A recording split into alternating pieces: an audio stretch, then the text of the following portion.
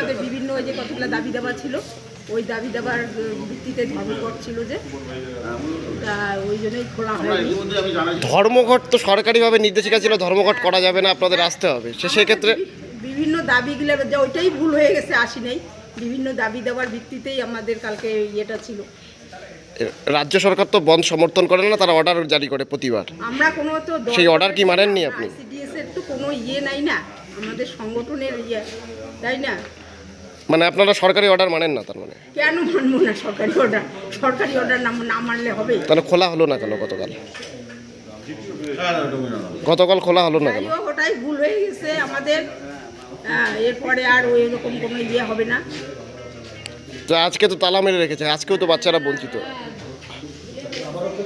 আজকে এসে দেখি যে তালা ঝুলছে, আগে আমি জানি না। সিডিপিওর সঙ্গে কথা হয়েছে? না না হয়নি, শুনলাম নাকি অঞ্চলে ঢুকবে নাকি। আপনার নাম? মিনতি রায়। আপনি কি ওয়ার্কার?